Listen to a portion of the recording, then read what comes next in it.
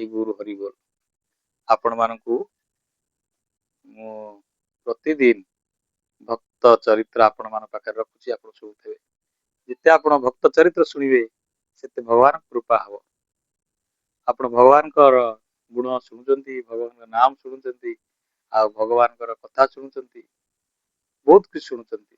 କିନ୍ତୁ ଭକ୍ତ ଚରିତ୍ର, ବୈଷ୍ଣବ ଚରିତ୍ର ଆପଣ ଯେତେ ଶୁଣିବେ ଭଗବାନ ବହୁତ ଆନନ୍ଦ ଲାଭ ଖୁସି ହେବେ, ଆପଣଙ୍କ ଉପରେ କୃପା କରିବେ। ଆଜି ଭକ୍ତ ଚରିତ୍ରରେ ମୁଁ 4-5 ଜଣଙ୍କ ସାଧୁଙ୍କର ଭକ୍ତ ଚରିତ୍ର କହିସାରିଲେଣି, ଆପଣ ନିୟମିତ ଶୁଣନ୍ତୁ। ଆଉ ଆଜି ଭକ୍ତ ଚରିତ୍ରରେ ଆପଣଙ୍କର ଶ୍ରୀଲ ପ୍ରଭୁପାଦ ମହାରାଜଙ୍କର ଚରିତ୍ର ଆଦି ସାମ୍ୟକ ଆପଣଙ୍କୁ ସୂଚନା ଦଉଛି। ତାଇ ଗୁରୁ ହରିବୋଲ। ପ୍ରଭୁପାଦ ମହାରାଜ ଶ୍ରୀଲ ପ୍ରଭୁପାଦ ମହାରାଜ 1977 ମସିହା ନଭେମ୍ବର 14 ତାରିଖରେ ଆବିର୍ଭୂତ ହୋଇଥିଲେ।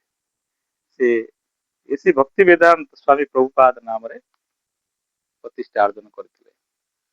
ଭାରତ ବର୍ଷରେ ଯେତେବେଳେ ନାମର ଆଉ ଗୁରୁଙ୍କର ସମ୍ପ୍ରଦାୟର ଲୁପ୍ତ ଅବସ୍ଥାକୁ ଆସେ, ସେହି ସମୟରେ ଜଣେ ନିଶ୍ଚିନ୍ତ କିଏ ମହାପୁରୁଷଙ୍କ ଆବିର୍ଭାବ ହୁଏ, ଭଗବାନ ନାମ ପ୍ରଚାର ପ୍ରସାର କରେ।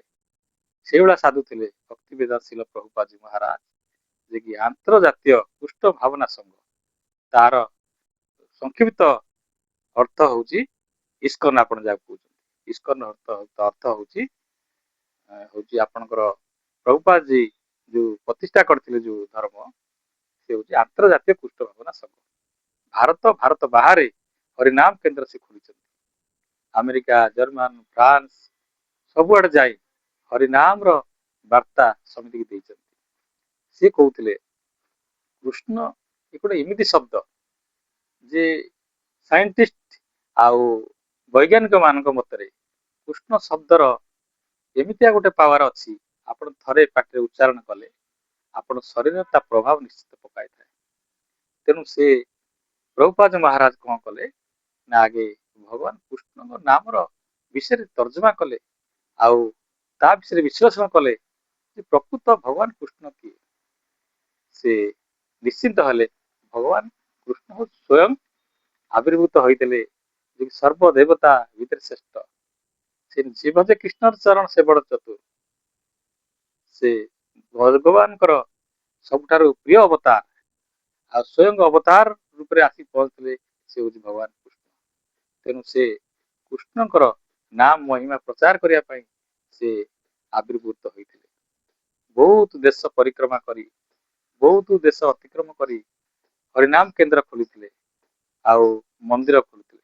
କୃଷ୍ଣରାମ ବଳରାମ ମନ୍ଦିର ବର୍ତ୍ତମାନ ଅଛନ୍ତି କୋଉଠି, ଆମର ଭୁବନେଶ୍ୱରରେ। ତେଣୁ ସେମିତି ତାଙ୍କର ପ୍ରଥମ ପ୍ରଦର୍ଶକ ଭୁବନେଶ୍ୱରରେ ଆପଣ ଗୌର ଗୋବିନ୍ଦ ସ୍ୱାମୀ ଥିଲେ, ସେ ବି ତାଙ୍କର ଅବଦାନ ବହୁତ ଥିଲା। ଯାହା ହଉ ପ୍ରଭୁପାଦ ମହାରାଜ ହରେ କୃଷ୍ଣ ମହାମନ୍ତ୍ର ପ୍ରଚାର କରୁଥିଲେ, କେତେ କଠୋର ପରିଶ୍ରମ କରିଛନ୍ତି। ଏକ ବାର କୃଷ୍ଣ ନାମ ଯତ୍ ପାପ ହରେ, ପାତକୀର ସାଧ ନାଇଁ ତତ୍ ପାପ କରେ।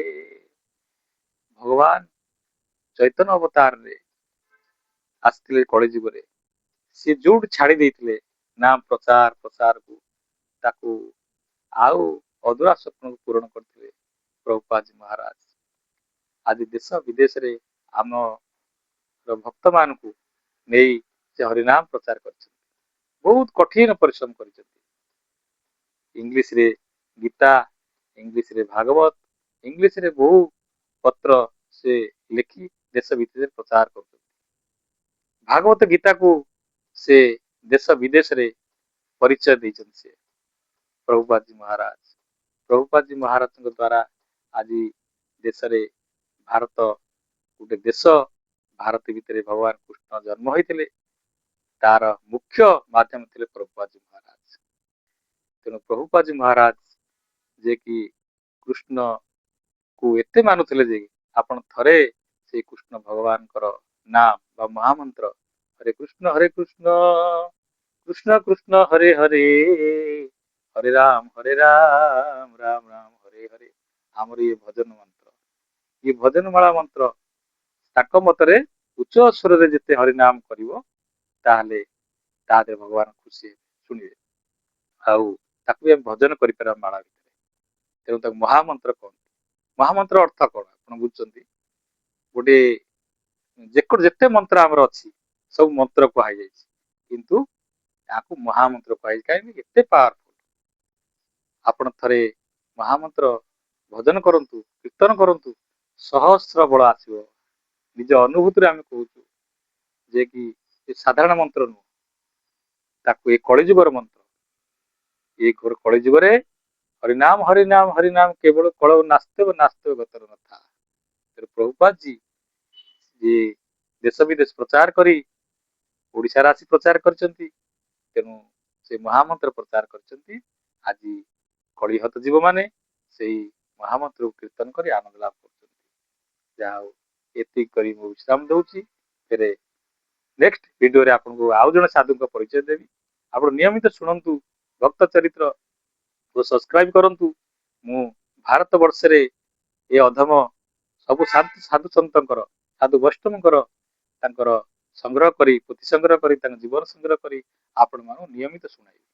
ଆପଣ ନିୟମିତ ହରି କଥା ଶୁଣୁଛନ୍ତି, କିନ୍ତୁ ଭକ୍ତ ଚରିତ୍ର, ଆପଣ ନୂଆ ନୂଆ ଭକ୍ତ ଚରିତ୍ର ଏ ଅଧମ କହୁଛି, ଆପଣ ଶୁଣନ୍ତୁ। ଭଗବାନଙ୍କର ଆପଣଙ୍କ ଉପରେ ଆଶୀର୍ବାଦ ହବ, ଆପଣ କାନ ପବିତ୍ର ହବ, ଆପଣ ବହୁତ ଆନନ୍ଦରେ ରହିବେ। ନିତାଇ ଗୌର ହରିବୋଲ, ନିତାଇ ଗୌର ହରିବୋଲ।